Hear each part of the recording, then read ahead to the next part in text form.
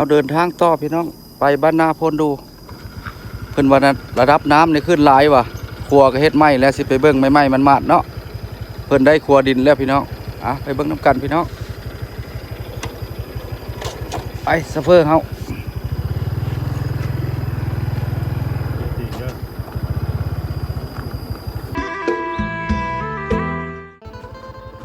โอ้โรงงานซีเมนต์คอยเห็นงามขนาดโรงงานซีเมนต์เนาะมันสูงเลยเนาะโอ้อลังการพี่น้องทางเลยมันสูงตัวนี้จับมุมสูงเนาะถ่ายภาพนี่ถือว่าภาพ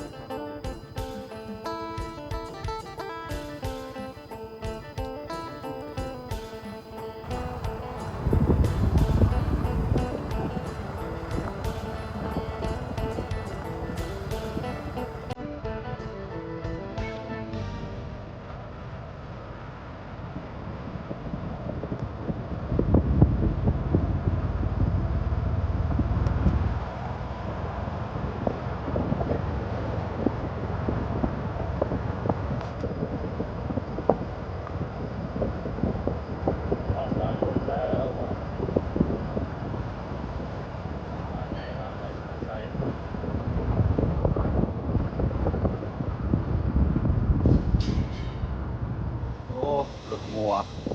ไปเวียดพอได้เนี่ยไปเวียดนามเลยไปลอยไปเวียดนามพี่น้องเป็นสัตว์ยานมาแต่ประเทศบ้านประเทศไทยเนาะงัวพันธุ์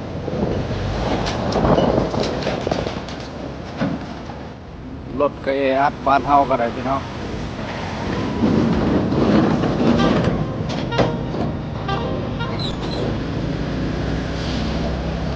ช่วง4-5 โมงมาเนี่ยแห้งหลายพี่น้องมาในรถแกควายบัดนี้สิเป็นเอาไปเวียดนามมาเนี่ยก็ควายเต็มมาเนี่ย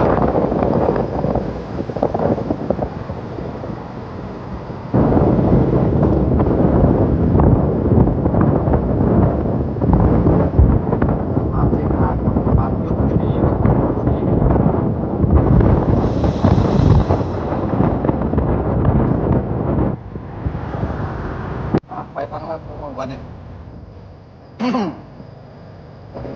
อันนี้มันสิดีรัดออกมาออกบัดออกหน้าจอเนี่ย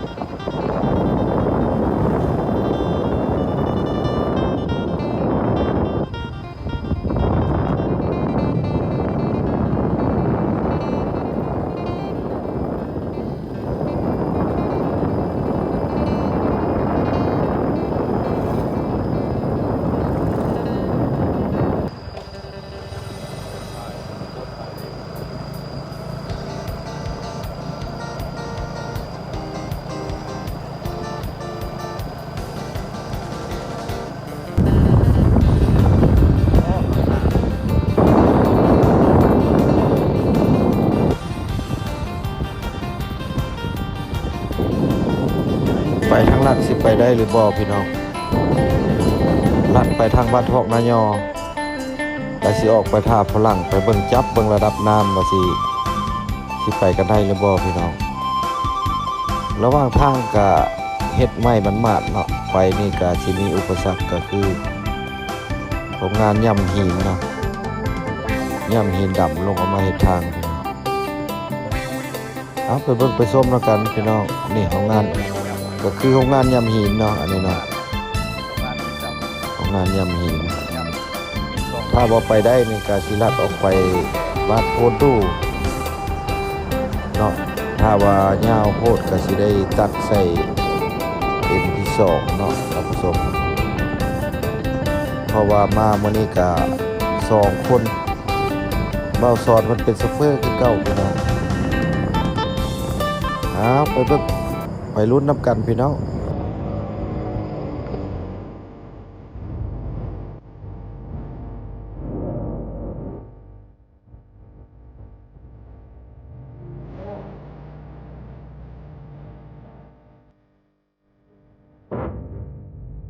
เป็นไฟแล้ว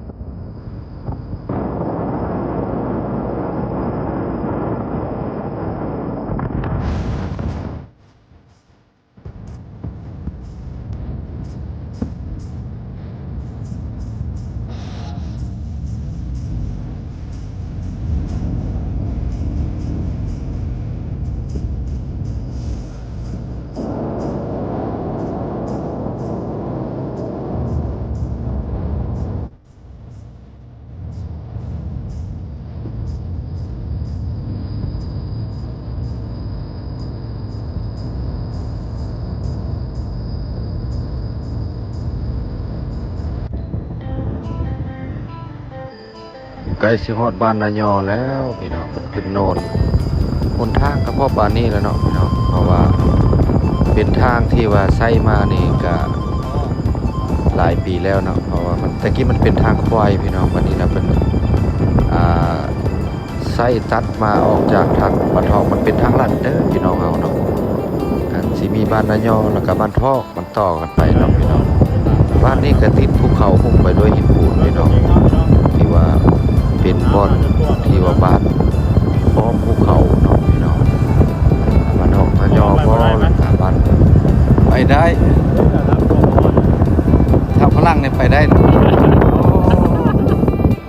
น้ำเต็มพี่น้องเห็นบ่ทางพลังทางเข้าไปท่าพลังน้ำท่วมแล้วกึบ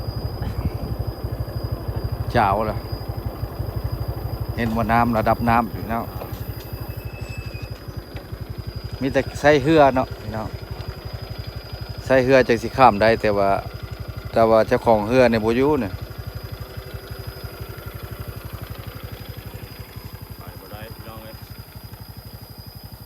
โอ้น้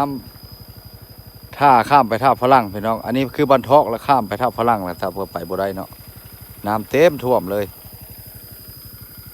จะได้ป่ะนี่ เจ้าของเรือกับบ่อยู่บ่เดี๋ยว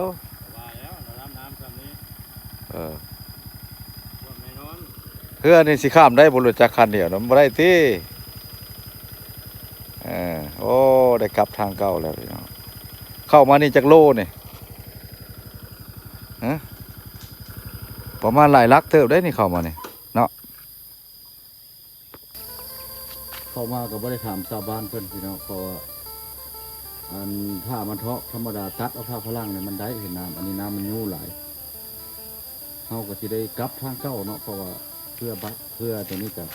เอารู้จักข้ามบ่ได้เพราะว่ามันกลับทางเก่า